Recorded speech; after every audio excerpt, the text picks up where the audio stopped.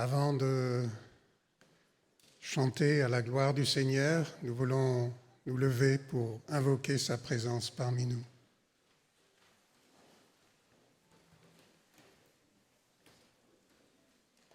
Notre Dieu, notre Père, nous sommes heureux de nous retrouver avec toi dans cette maison que nous avons voulu consacrer à ton nom, à ta gloire.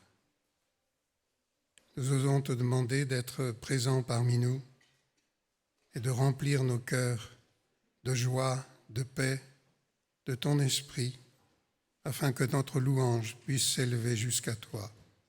Nous t'en remercions au nom de Jésus. Amen.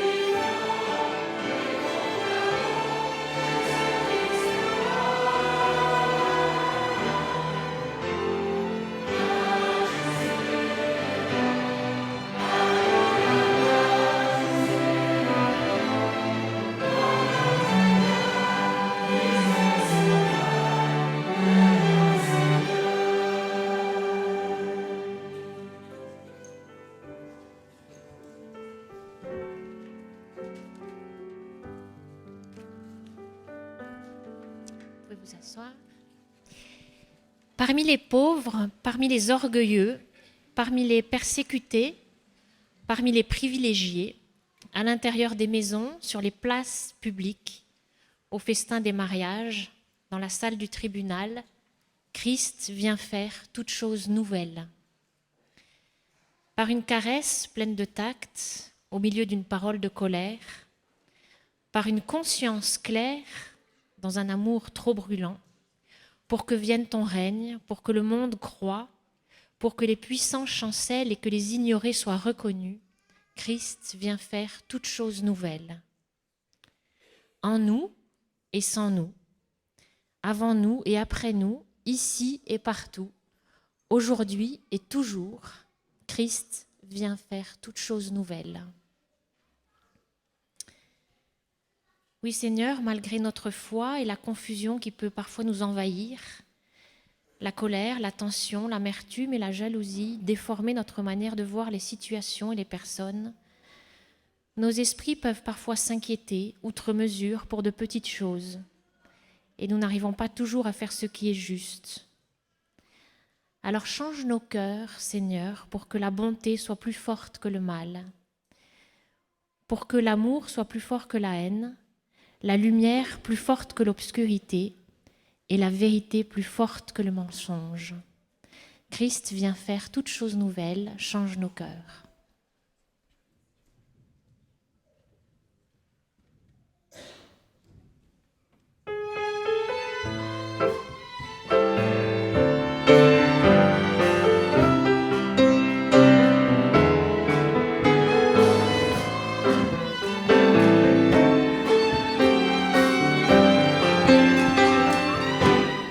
Change nos cœurs, Seigneur.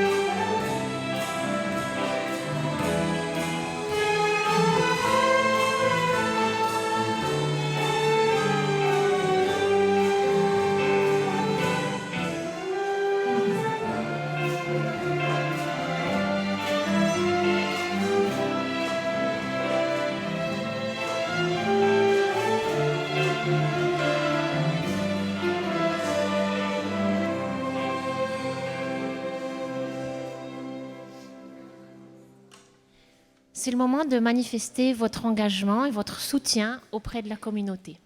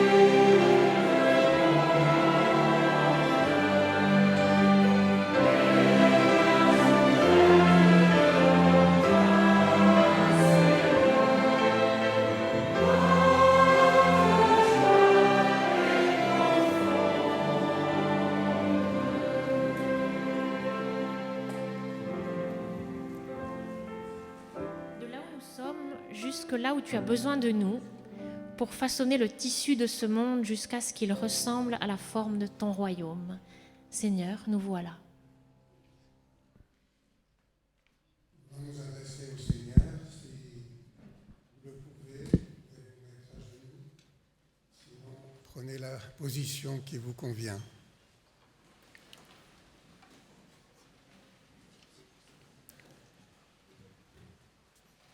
Notre Père,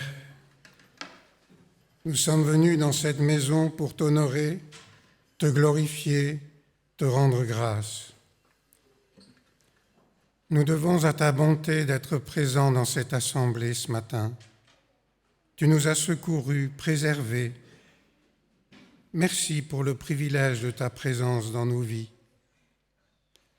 Nous reconnaissons en toi le Créateur de l'univers, le Sauveur de l'humanité, et nos louanges s'élèvent vers toi parce que tu es digne de les recevoir.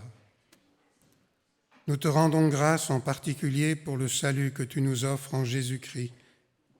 Sans ta miséricorde, nous serions sans espérance dans ce monde. Mais Jésus est venu parmi nous. Il a assumé notre condition humaine jusqu'à la mort, afin que par sa résurrection, nous ayons l'assurance de la nôtre aussi. Ton amour s'étend sur nous alors même que nous sommes pécheurs, et nous reconnaissons devant toi notre indignité. Nous te demandons pardon pour nos offenses. Que ton esprit que tu nous accordes si généreusement s'empare de nos cœurs, afin que notre vie se renouvelle, que ta volonté s'accomplisse en nous. Nous intercédons auprès de toi, Seigneur, en faveur de ceux et celles qui chancellent dans leur foi en raison d'épreuves diverses. Pour ceux et celles qui se refroidissent parce que nous ne savons pas écouter leurs attentes, les accueillir dans la fraternité. Oh, que notre présence ici ce matin nous fasse grandir dans ta communion. Merci, notre Dieu, pour la liberté dont nous jouissons. Inspire et dirige ceux qui nous gouvernent dans et hors de l'Église, afin que nous puissions poursuivre sereinement notre témoignage dans ce monde.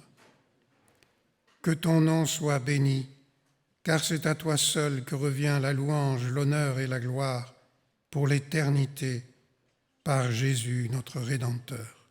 Amen.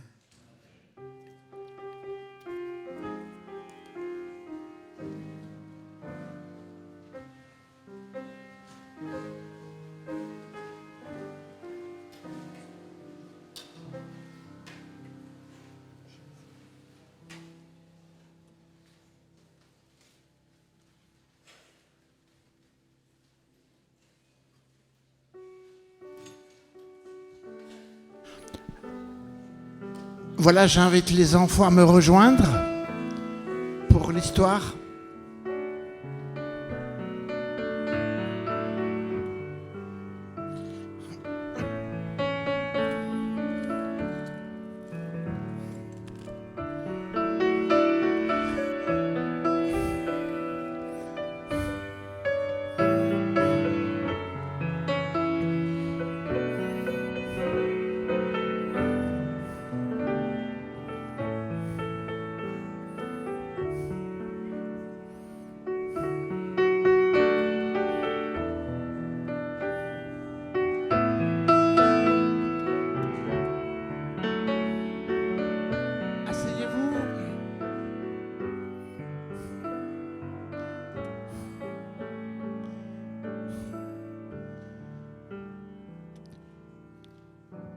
Voilà, bonjour les enfants, vous allez bien?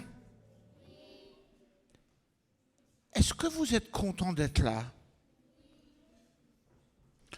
Oui ou oui? Ah, moi aussi. On attend les derniers arrivants. Alors, ce matin, j'aimerais vous parler de deux choses que j'avais dans mon jardin. Ça et ça. Qu'est-ce que c'est ce que j'ai dans ma main gauche?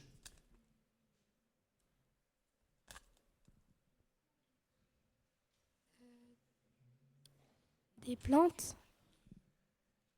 Comment ça s'appelle ce que j'ai dans ma main? Vous voyez ce que c'est? Voilà, c'est de la lavande. Vous connaissez la lavande? Est-ce que vous aimez ça? Qui c'est qui aime pas? Et ceux qui aiment, pourquoi est-ce que vous aimez? Parce que ça sent bon, hein? Et puis, qu'est-ce que j'ai d'autre encore comme plante? Un cactus. Est-ce que vous aimez les cactus? Il y en a un qui dit oui et toi tu aimes bien? Pourquoi? Parce que c'est joli? Pareil? Et moi, vous savez pourquoi j'aime bien? Parce que ça pique. Oui, alors. Et ça pousse haut. Alors, vous savez, ce que je voulais vous dire ce matin, c'est que je comprends ceux qui aiment bien la lavande, parce que ça sent bon, c'est joli. Et puis, ce que je voulais aussi vous dire, c'est que, même les cactus qui piquent ou qui sont différents de la lavande, c'est bien de les aimer quand même. Et vous savez, dans la vie, c'est comme ça. Il y a des personnes qu'on aime bien, qui sont comme la lavande, qui sentent bon. Et puis il y en a d'autres qui ne pensent pas comme nous, qui piquent. Et ce matin, mon ami, le prédicateur Rudy Van Moer, il va nous parler de comment il faut être, façon de parler, avec les cactus, avec ceux qui ne pensent pas comme nous, ceux qui sont différents. Alors, ce que je voulais, moi, vous dire, dans les 5 minutes que Priscille m'a laissées, et je respecterai mes 5 minutes, ce que je voulais vous dire, c'est que même les cactus, même ceux qui piquent, ils sont beaux et ils peuvent pousser très haut, mais il faut leur laisser la place. Et pour qu'ils puissent pousser haut, il faut qu'ils puissent être dans la terre et il faut qu'ils puissent avoir de l'eau, du soleil pour la chaleur, le vent et quoi d'autre? L'eau, la pluie, le soleil pour la lumière et pour la chaleur. Alors, est-ce que vous êtes d'accord avec moi que même les cactus, on va leur laisser le soleil pour sa chaleur et pour sa lumière? Et on ne va pas seulement aimer la lavande. Est-ce que vous êtes d'accord avec ça? Ok. Eh bien, je vous remercie. Vous pouvez retourner à vos places maintenant.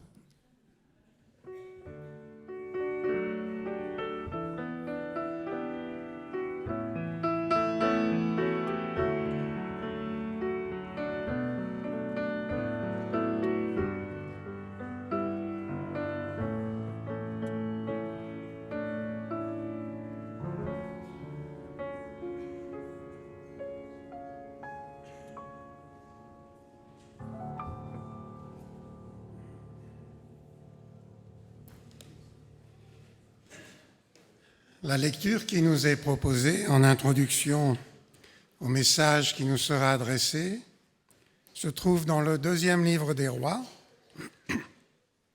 au chapitre 5 et à partir du verset 15. Naaman retourna vers l'homme de Dieu avec toute sa suite. Lorsqu'il fut arrivé, il se présenta devant lui et dit :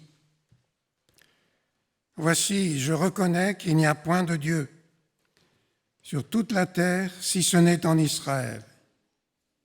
Et maintenant, accepte, je te prie, un présent de la part de ton serviteur. » Élisée répondit : « L'Éternel dont je suis le serviteur est vivant, je n'accepterai pas. » Naaman le pressa d'accepter, mais il refusa. Alors Naaman dit : « Puisque tu refuses, permets que l'on donne de la terre à ton serviteur, une charge de 2 mulets. car ton serviteur ne veut plus offrir à d'autres dieux ni holocauste ni sacrifice, il n'en offrira qu'à l'Éternel. Voici toutefois ce que je prie l'Éternel de pardonner à ton serviteur. Quand mon maître entre dans la maison de Rimon pour s'y prosterner et qu'il s'appuie sur ma main, je me prosterne aussi dans la maison de Rimon. Veuille l'Éternel pardonner à ton serviteur lorsque je me prosternerai dans la maison de Rimon. Élisée lui dit, va en paix. Le deuxième passage se trouve dans le Nouveau Testament, dans le livre des Actes, au chapitre 15. Quelques hommes venus de Judée enseignaient les frères en disant, « Si vous n'êtes pas circoncis selon le rite de Moïse, vous ne pouvez être sauvés. » Paul et Barnabas eurent avec eux un débat, une vive discussion. Et les frères décidèrent que Paul et Barnabas et quelques-uns des leurs monteraient à Jérusalem vers les apôtres et les anciens pour traiter cette question. Après avoir été accompagnés par l'Église, ils poursuivirent leur route à travers la Phénicie et la Samarie, racontant la conversion des païens, et ils causèrent une grande joie à tous les frères. Arrivés à Jérusalem, ils furent reçus par l'Église, les apôtres et les anciens, et ils racontèrent tout ce que Dieu avait fait avec eux. Alors, quelques-uns du parti des pharisiens qui avaient cru se levèrent en disant qu'il fallait circoncire les païens et exiger l'observation de la loi de Moïse. Les apôtres et les anciens se réunirent pour examiner cette affaire.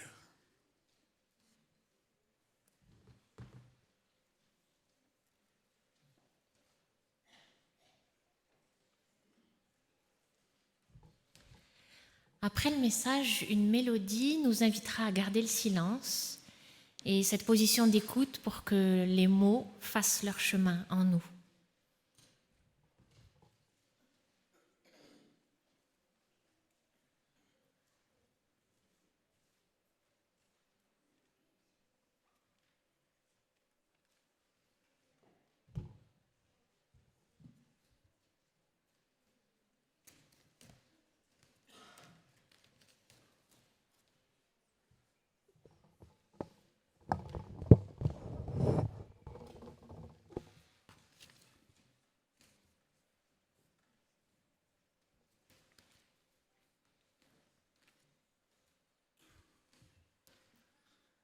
Depuis plusieurs années, je suis les développements au sein de notre Église avec un étonnement croissant et une préoccupation croissante. Et cela plus fortement encore cette année de célébration des 500 ans de la Réforme. Au cours des 5 décennies qui ont suivi mes études ici à Collonges, j'ai vu notre Église changer dans un sens qui m'inquiète. Peut-être ne partagez-vous pas cette observation, mais je remarque toutes sortes de symptômes, de signes et de faits qui me donnent l'impression qu'une opération de sélection essaye de se mettre en place. Un certain courant dans l'Église s'active avec l'ambition de créer un cadre rigoureux pour définir ensuite qui est digne ou non de faire partie de l'Église. Cette tendance m'inquiète et je m'interroge. Y a-t-il encore assez d'espace pour ces membres qui vivent leur foi un peu autrement ou qui éprouvent le besoin d'autres accents, de mettre d'autres accents? Y a-t-il encore une place pour eux dans nos églises? Bien sûr, il est évident. L'histoire de notre Église adventiste nous apprend que la formulation de toutes sortes de doctrines, de principes et de règles a toujours existé. et cela sur base de critères toujours réfléchis ou pas toujours réfléchis et équilibrés. À titre d'exemple, quelques cas. Le père du regretté Dr Gottfried Osterwald était un excellent organiste qui, avec grande passion, jouait dans la grande église protestante de Rotterdam où nos membres tenaient leur culte le sabbat. Un jour de sabbat, un ancien monta à l'orgue pour communiquer un autre numéro de cantique et remarqua que frère Osterwald aspirait la fumée d'un bout de cigarette. Très indigné, cet ancien rapporta aussitôt le fait au conseil d'église. Résultat, au grand chagrin de frère Osterwald père, il fut démis comme organiste de l'église. En réalité, frère Osterwald souffrait de douleurs régulières à cause d'un grave problème pulmonaire. Inspirer de temps en temps de la fumée lui rendait ses douleurs plus supportables. Dans ma jeunesse, un tout jeune couple voulait se marier dans notre église locale, mais la future mariée était enceinte. Le conseil d'église décida qu'elle ne pourrait pas porter une robe de mariée blanche lors de la cérémonie de mariage. Vous imaginez tout le chagrin du jeune couple.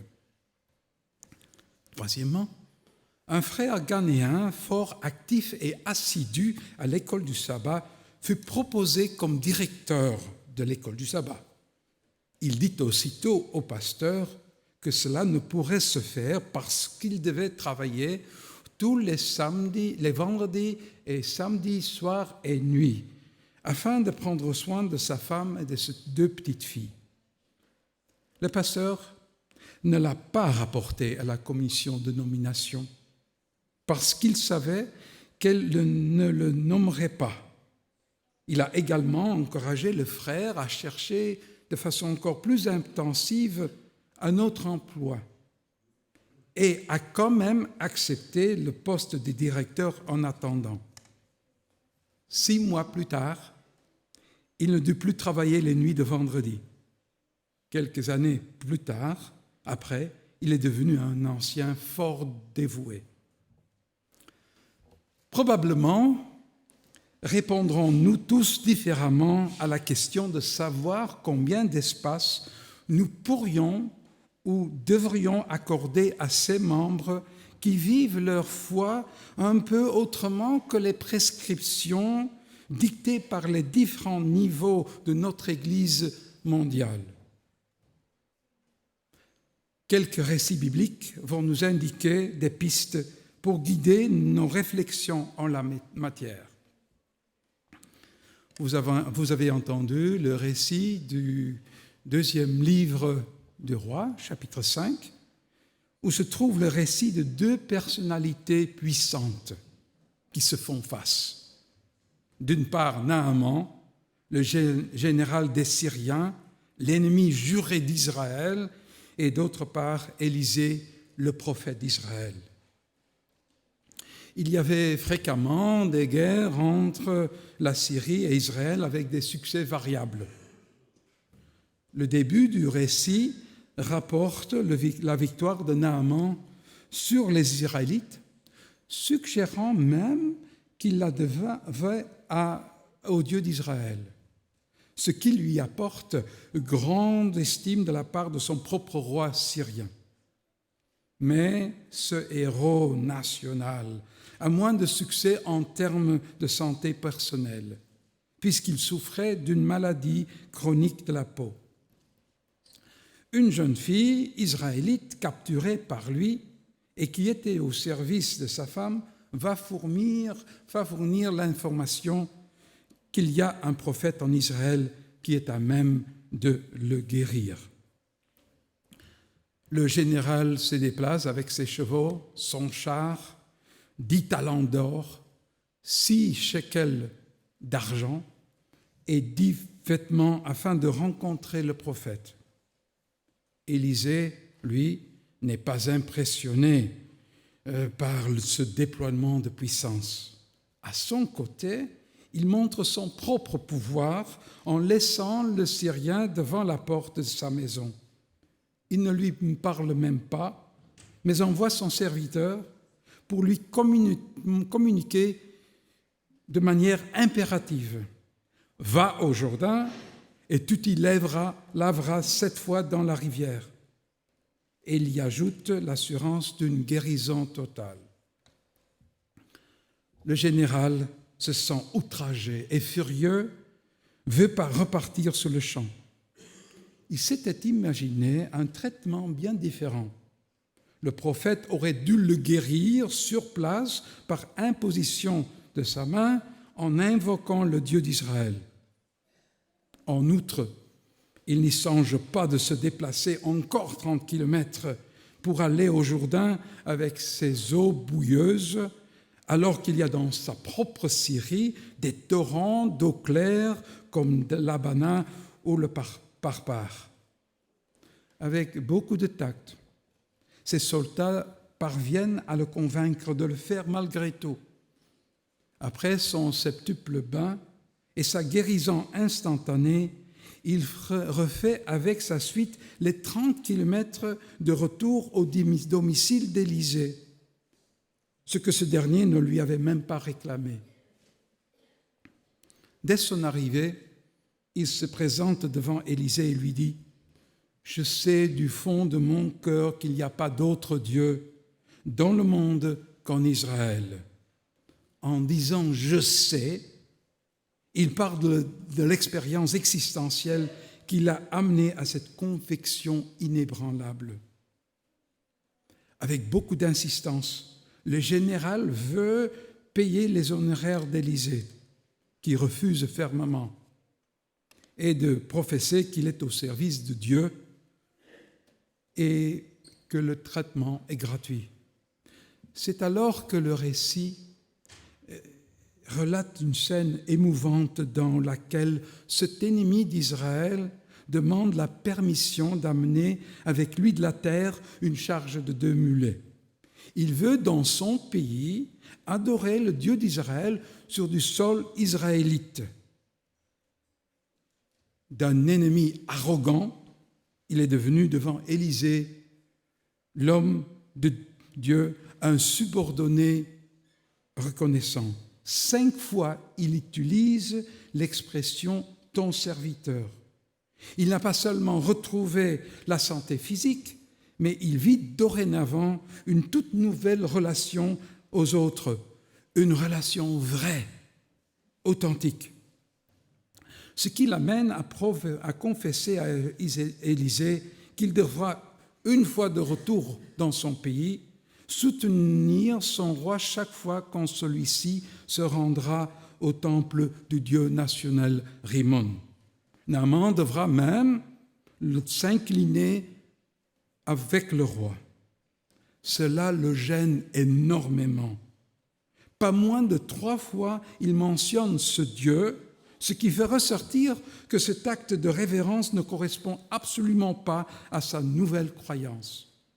Avec une grande insistance, il explique également par 3 fois l'espoir que le Dieu d'Israël veuille bien lui pardonner. Et comment Élisée répond-il? Il ne donne pas d'études bibliques, mais se montre par contre très accommodant. Il n'exige rien, pas au niveau du culte, ni au niveau de la doctrine ou de l'éthique. Face aux 64 mots du général, l'homme de Dieu n'utilise que 2 mots qui parlent pour eux-mêmes. Lech le shalom, va-t'en en paix, ou encore ne t'inquiète surtout pas, sois juste heureux. Don't worry, be happy. Dans la communauté de Jésus à Antioche, les membres sont quelque peu déconcertés par des croyants venus de Judée et probablement de Jérusalem. Ceux-là croyaient sûrement, sincèrement, que tous les gentils qui se convertissaient devaient se faire circoncire.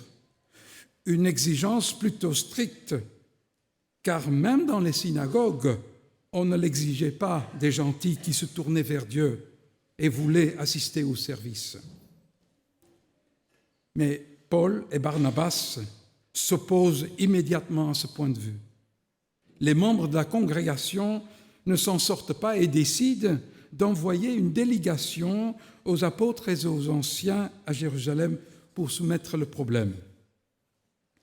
Arrivée à Jérusalem, la délégation est reçue par la congrégation, les anciens et les apôtres. Cette communauté de Jésus se composait d'une assemblée très variée. Il y avait les membres de famille de Jésus, il y avait les apôtres, il y avait quelques anciens élèves de Jésus, il y avait peut-être même des élèves de Jean-Baptiste, il y avait ceux qui s'étaient convertis lors de la Pentecôte et ultérieurement, et encore des croyants des synagogues d'expression grecque et même des prêtres et des pharisiens qui avaient accepté Jésus comme le Messie.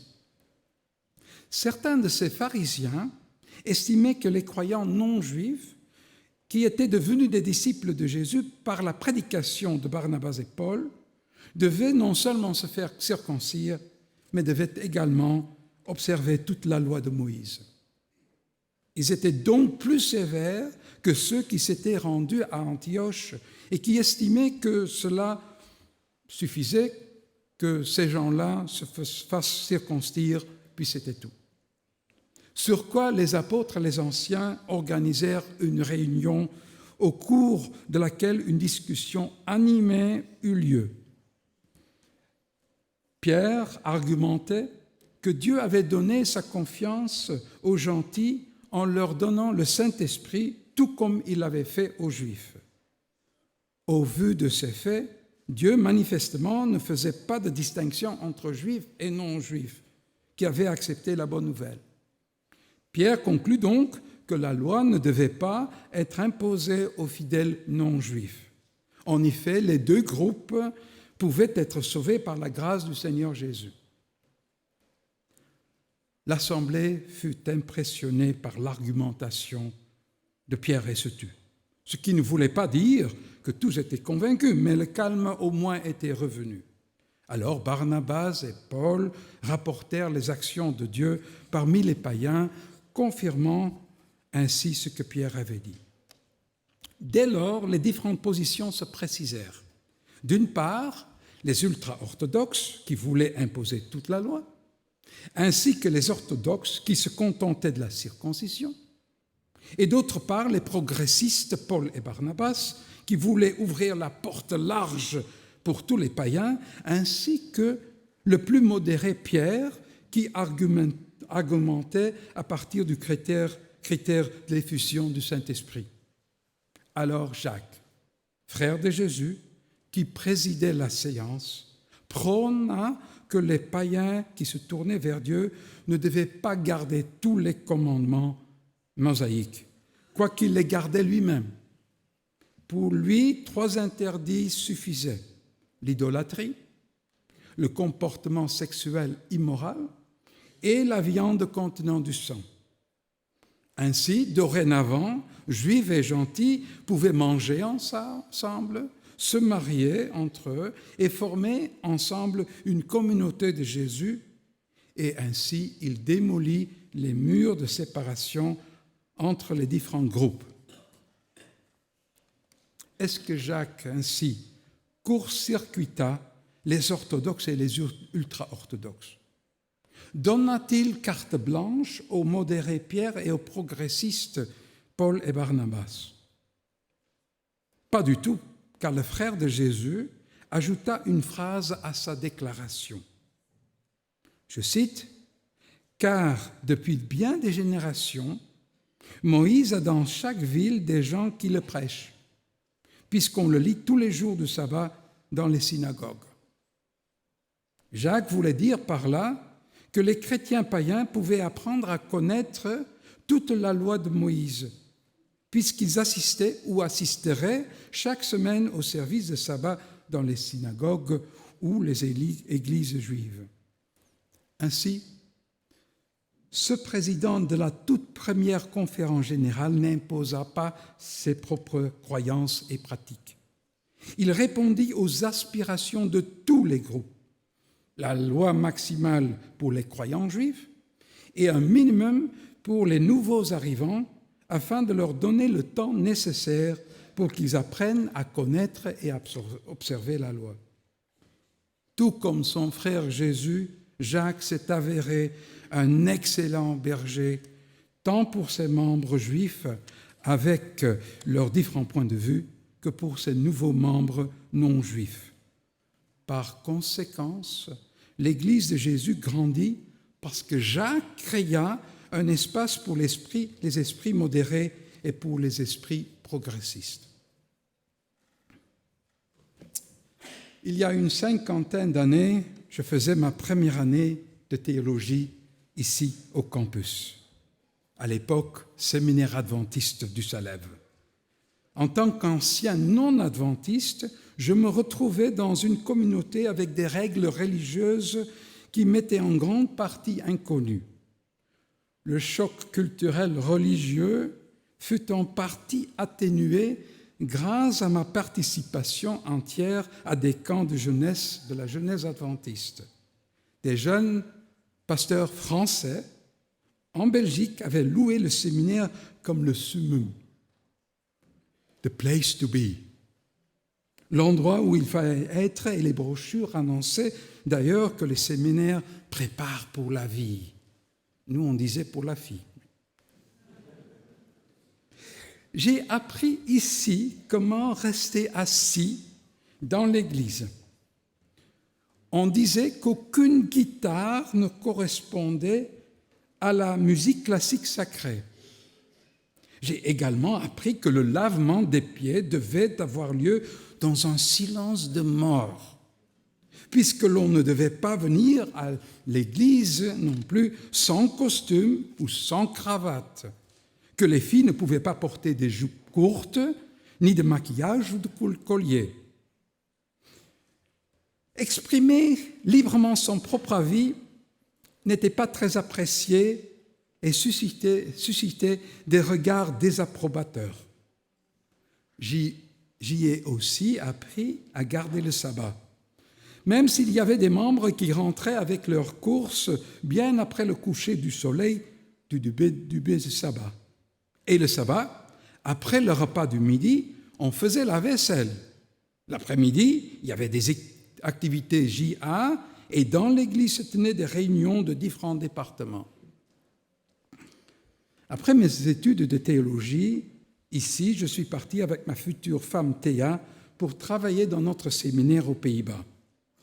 Pour la deuxième fois, je subis un choc culturel religieux.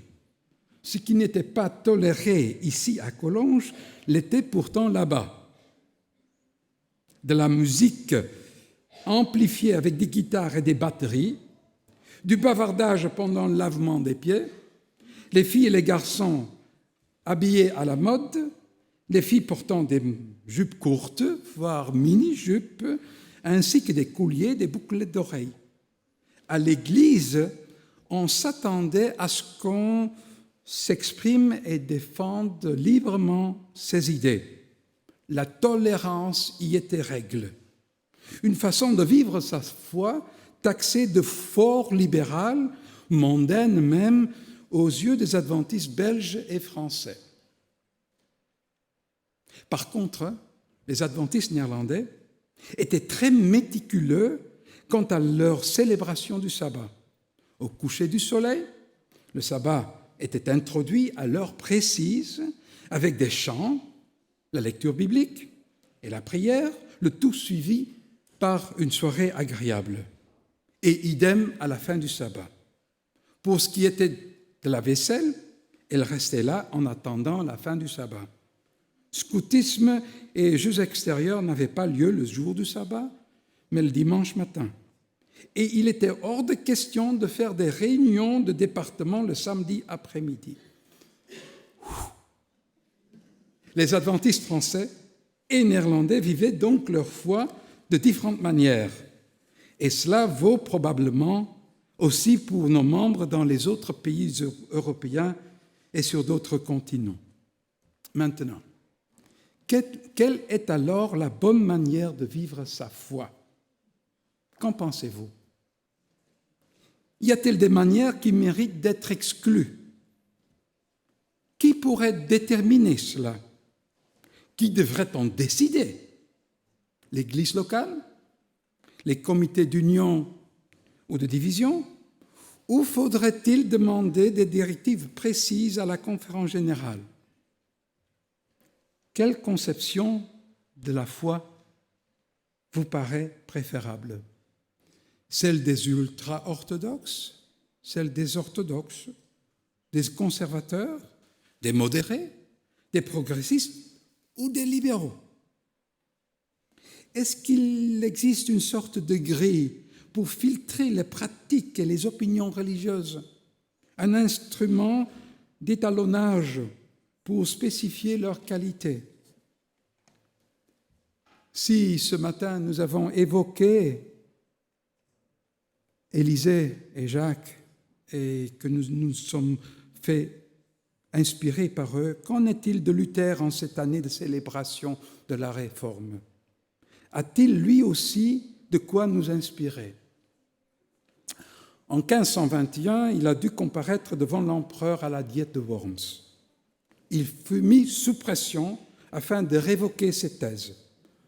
Lors de sa deuxième comparution, il s'y refusa fermement en disant, et je cite, « À moins que je ne sois convaincu par le témoignage de l'Écriture sainte ou par la raison évidente, parce que je ne suis pas disposé à croire sans autre le pape ou les conciles, tant il est sûr et certain qu'ils ont souvent erré et qu'ils se sont même contredits, car je suis convaincu par l'Écriture que j'invoque et ma conscience est captivée de la parole de Dieu.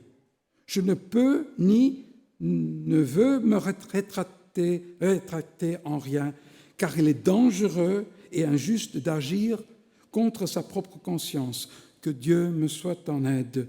Amen.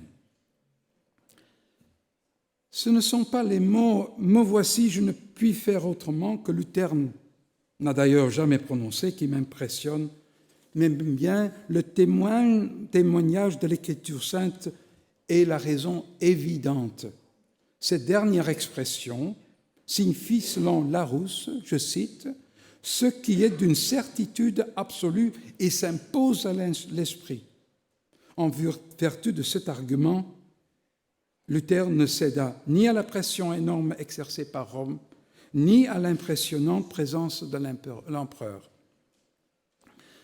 La question maintenant est de savoir si vous et moi, nous estimons qu'au sein de notre dénomination, nous pouvons librement vivre, exprimer notre foi personnelle en harmonie avec notre conscience et notre raison.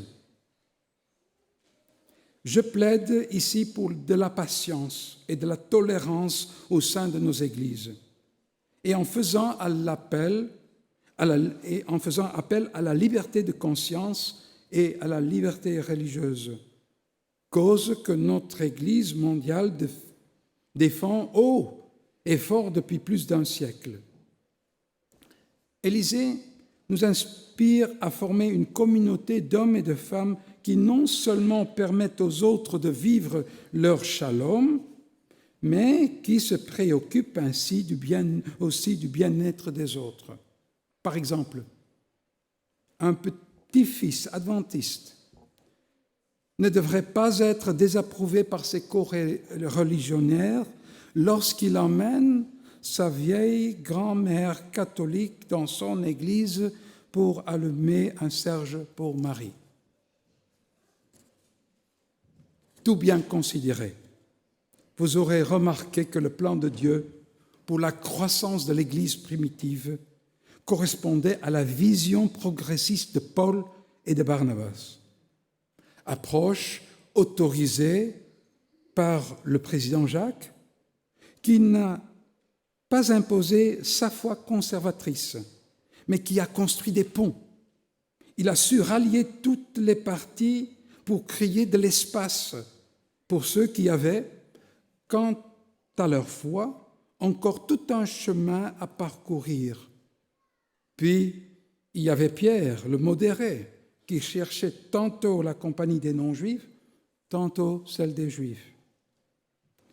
Qu'au sein de notre dénomination, nous soyons attirés par tel courant ou par un autre, dépend de notre conception individuelle de l'Écriture, de notre raisonnement et de notre conscience. Question. Comment classeriez-vous, par exemple, les éléments suivants?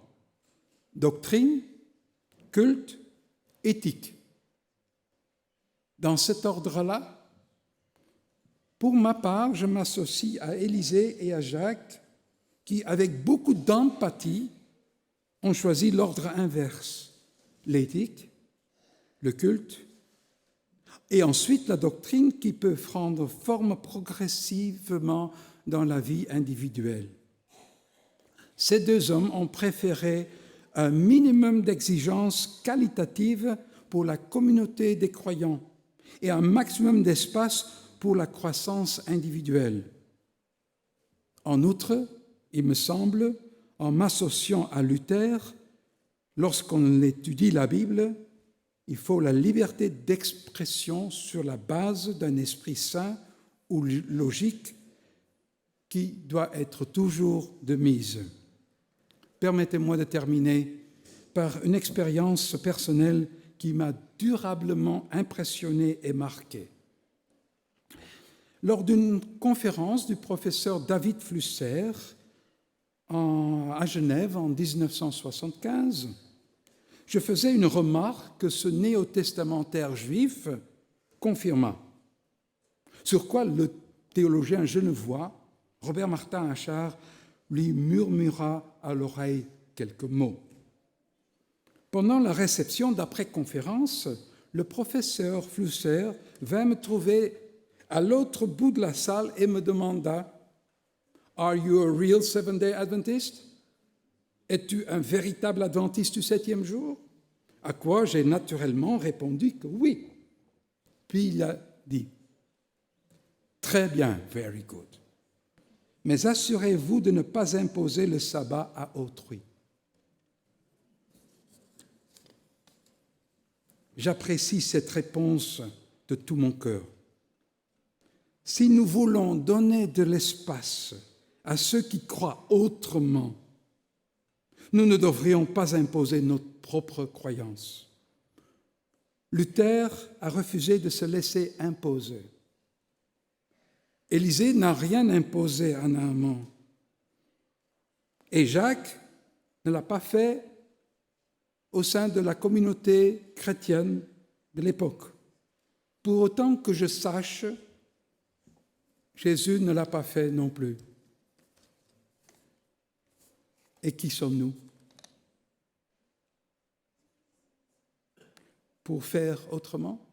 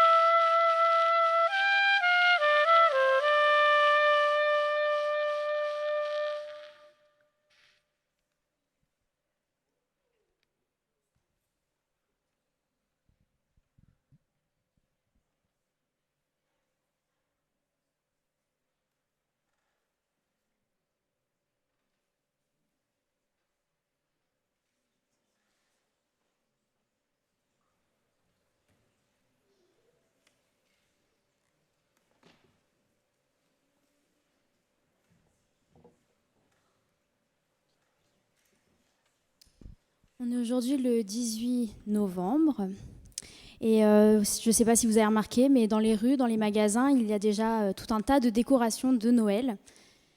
Et on aura à peine fini de ranger les sapins qu'on nous mettra les décorations de Pâques.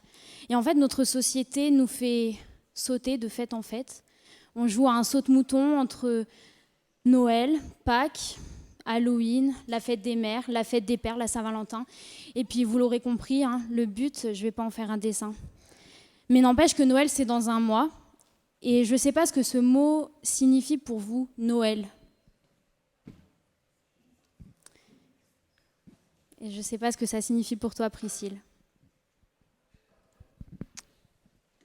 Pour moi, je ne vais peut-être pas te dire pour moi, mais en tout cas, ce que j'observe autour de moi, dans cette période de Noël, là où je travaille, avec les gens aussi qui sont autour de moi, c'est malgré tout quand même beaucoup de souffrance, souvent, parce que ça rappelle qu'on n'a pas de famille des fois, ou alors que c'est compliqué à organiser le repas parce que les familles sont divisées, parce que ça renvoie aussi à... Ah, vous ne m'entendiez pas jusque-là, d'accord. Donc Noël, c'est vrai que c'est beaucoup de souffrance, même si parfois il y a aussi de la vraie joie et de l'amour partagé, c'est vrai, mais quand même beaucoup, toujours, et puis ce toujours et encore autour des cadeaux. Donc c'est vrai que Noël, c'est toujours et encore un peu ça. Et toi, Théo ? Moi, franchement, ça m'énerve un peu, quoi, parce que... Ouais, mais rien que d'en parler, c'est vrai, ça m'énerve, parce que, je vois déjà dans les rues, ça fait déjà 2-3 semaines qu'il y a des pubs partout pour acheter, la promotion de nouvel iPad et tout, faites le cadeau, le super cadeau, c'est tout pour acheter. Et les pubs dans les boîtes aux lettres, ouais, ça m'énerve tout ça. Et moi, je pense qu'on sait pas vraiment, en fait, ce que c'est Noël. Enfin, on a un peu oublié, ou je sais pas, mais...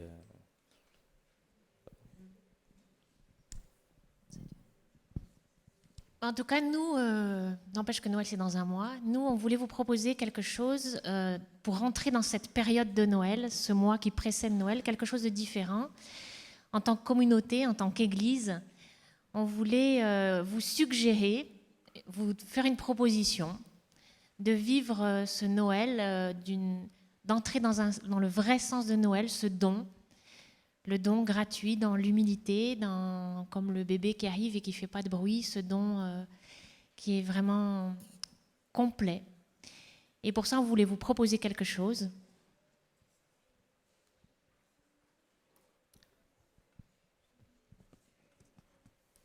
Quelque chose qui ne fait pas de bruit. Quelque chose qui est apparemment banal et insignifiant. Et quelque chose qui ne s'achète pas. 3 idées, 3 couleurs, 3 graines qu'on aimerait semer dans vos cœurs aujourd'hui.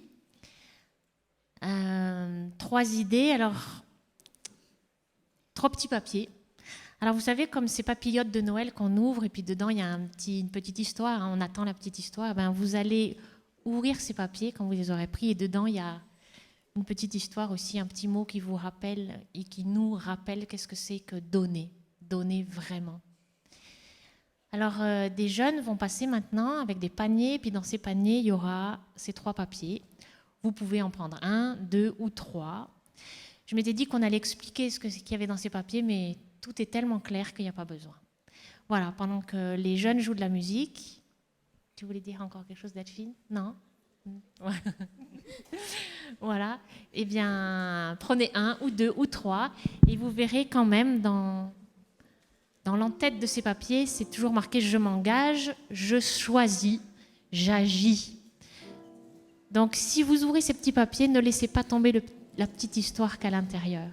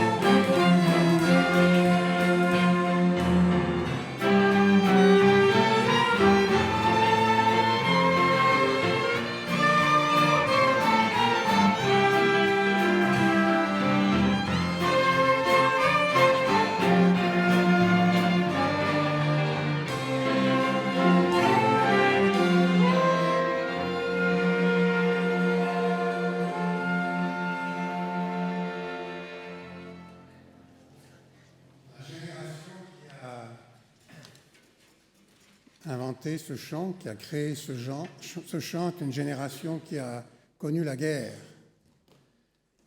Nous sommes une génération qui ne l'a pas connue. Et peut-être que les termes de ce chant peuvent nous ébranler. À de nouveaux combats, arme nos bras, arme nos cœurs.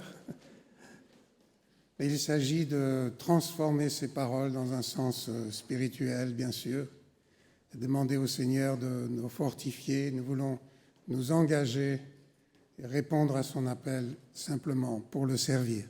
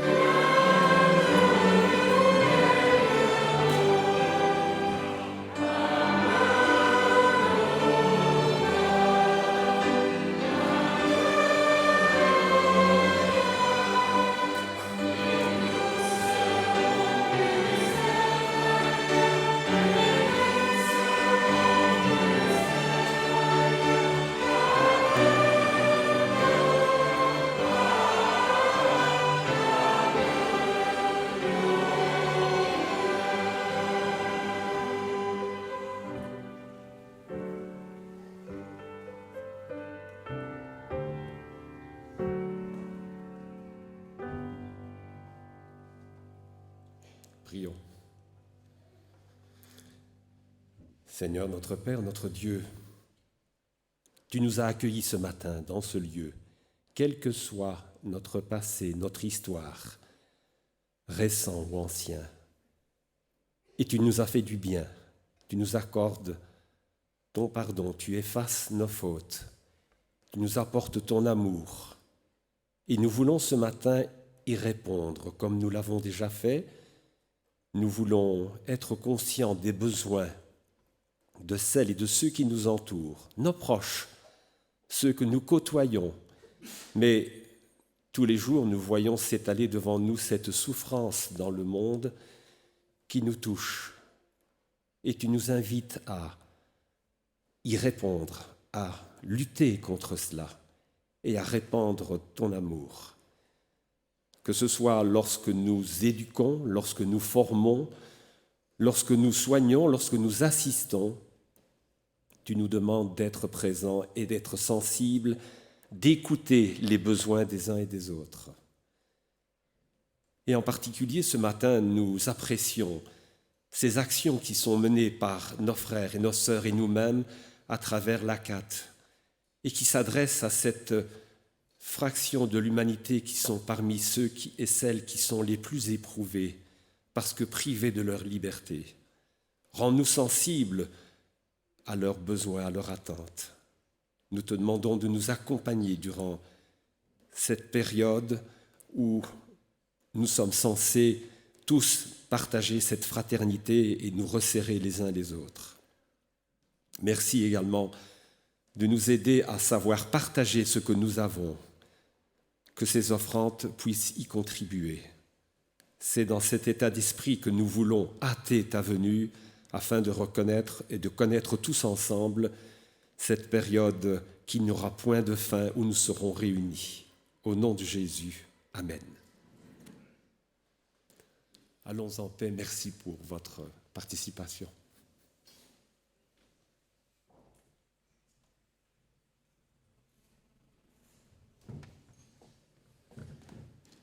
Nous voulons encore recevoir la bénédiction du Seigneur telle que l'apôtre Paul l'a adressée aux Éphésiens.